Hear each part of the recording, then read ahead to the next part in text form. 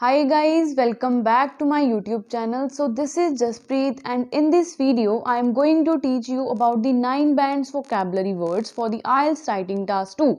Yes guys, so you can use these words in any type of essay. Yes, in any type of essay. As you all know the simple words. But simple words से हम कितना achieve कर सकते हैं? Only 5 to 6 bands, not more than that.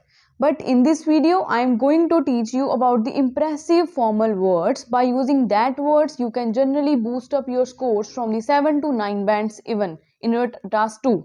Okay, so first of all, you should know that why we are watching this video, why we have to add our vocabulary skills. Okay, so why you should add your vocabulary part in your writing task 2. First of all, your 25% of bands depend on the vocabulary. As you know that. Lexical resource. सुना है ना आपने? Second is more expressive and relevance. Third is if you use the vocabulary that will generally enhance your band scores in the writing task 2 in the writing module of IELTS. Okay, so now without wasting time, let's begin with this video. First word is decisive. Decisive.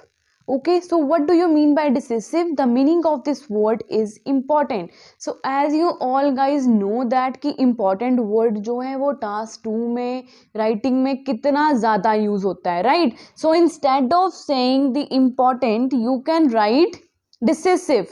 चलो, let's take an example. Government has to take decisive decision to stop crime. कि government को एक action मतलब important decision लेना होगा crime को stop करने के लिए. ओके, देखो इंपॉर्टेंट वर्ड भी है बट वो क्या वर्ड है लाइक 5 to 6 बैंड्स तक का. अगर आप डिसिसिव लिखोगे, क्रूशियल यूज करोगे, ठीक है, ये ज्यादा अच्छे हैं. 7 to 9 बैंड्स तक. 7.5 वाला वर्ड है ये decisive. Okay, and today's second word is cutting edge and contemporary. Both are 7 to 5 point bands. ठीक है, 7.5 band sorry.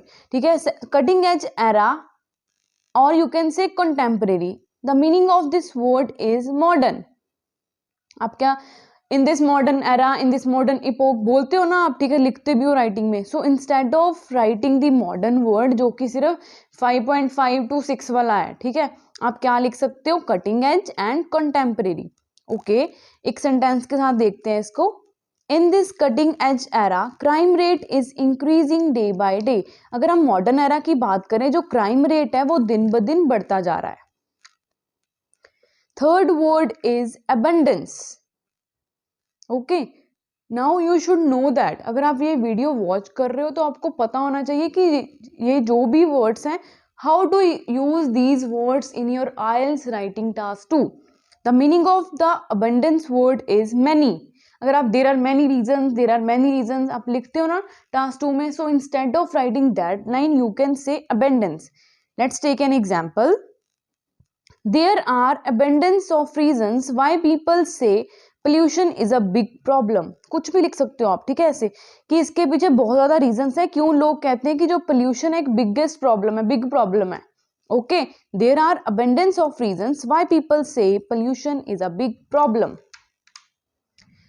Today's fourth word is articulate. Articulate. आप लिखते हो ना एक्सप्रेस करने के लिए कोई लाइक आपको डिबेटेबल ऐसे आ गया, डिस्कस ऐसे आ गया. Some people says this, some people expresses this. ठीक है, आप लिखते हो ना some people express this, some people opine that. So instead of writing express you can say articulate. Example देखते हैं. This phenomenon will articulate agreement points in forthcoming paragraph. जो भी phenomenon लाइक कोई आपका पर्टिकुलर लाइन होगी ऐसे कि आप उसको लिख के बोल सकते हो. This phenomenon will articulate मतलब एक्सप्रेस कर रहा है मेरे agreement points in the forthcoming मतलब upcoming paragraphs. Okay, express is also fine, but this word is for 5 to 5 point bands.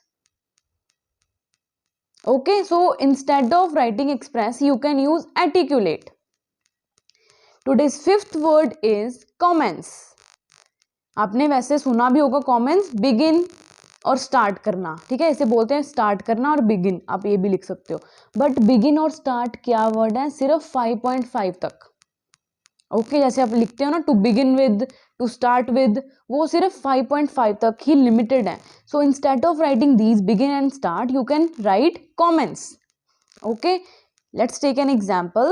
To commence with the agreement points of this notion is that के बाद आप ऐसे की line लिखोगे, जो भी आपने BP1 स्टार्ट करते हो ना जब, वो लाइन आप ऐड करोगे. To commence with the agreement points of this notion is that के बाद वो लाइन लिखोगे आप.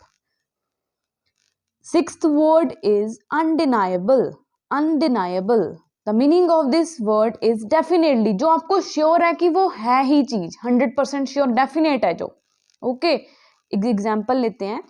It is undeniable that the problem of pollution is increasing day by day. Means ये definite problem है, means ये मना नहीं किया जा सकता, ठीक है, कि pollution problem increase हो रही है, मतलब pollution is increasing day by day. It is the undeniable fact. Next word is extremely. So you should know that the meaning of this word is very. हम लिखते हैं ना this is very beautiful, like example लें, ठीक है, कोई चीज बहुत ज्यादा अच्छी है, very pleasant. So instead of saying very pleasant you can से एक्सट्रीमली प्लेजेंट. एग्जाम्पल देखो, द इन्वायरमेंट ऑफ, या environment of that lake, environment of that place, या फिर environment near the lake was extremely pleasant. जो कि environment था lake के नजदीक, वो क्या था, एक्सट्रीमली, बहुत ही ज्यादा प्लेजेंट था. इसी वे के साथ आप ये सारे word, these are the common words, ठीक है, that you can use in almost all the writing task two. Next word is predominant. Next word is predominant. The meaning of this word is main, और you can say common. जैसे कि आपने कोई ऐसे की line start की, the to comments with the predominant reason behind the pollution is this. This means आप इसके बाद अपनी लाइन लिखोगे, पॉइंट लिखोगे.